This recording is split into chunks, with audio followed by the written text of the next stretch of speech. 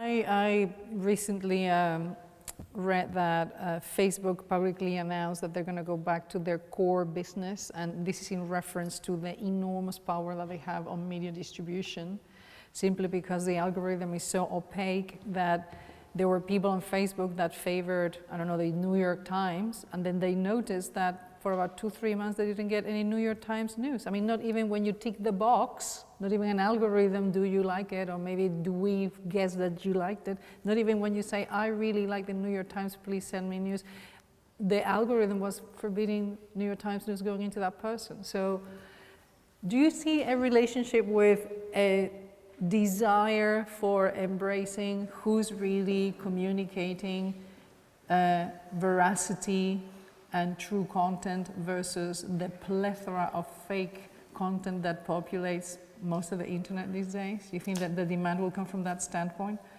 From the standpoint of fake news, you mean? Or from the standpoint of the algorithm choosing? Exactly.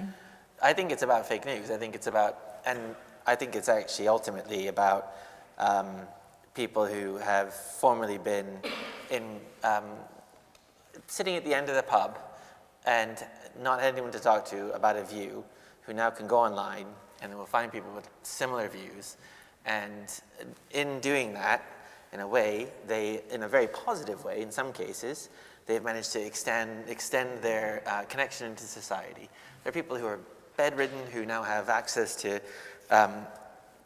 social connections that they could have never had before. But sometimes ideas also can be bad. Not bad, but societally they're deemed as not appropriate or bad.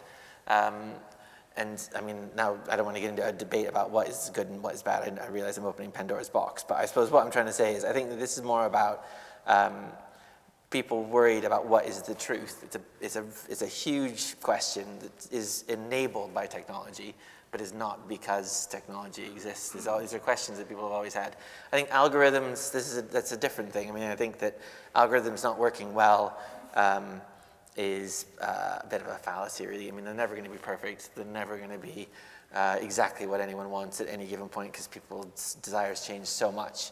And algorithms are written by people at the moment, most of them are. So they're going to have a little bit of human error in them. I think that Facebook's, I mean, if this is Chatham House rules, I have no idea if it is. I would give you a different opinion about Facebook probably than just saying that they're changing their business plan because it's good for them. But that's basically what it is, I think. Well, yeah, they will not be penalized by regulation chasing them down the hall. And not have the worries that they have enabled things that they deem to be not good. Yeah, we're not a media company. Or we're not supporters of the Republicans. Exactly.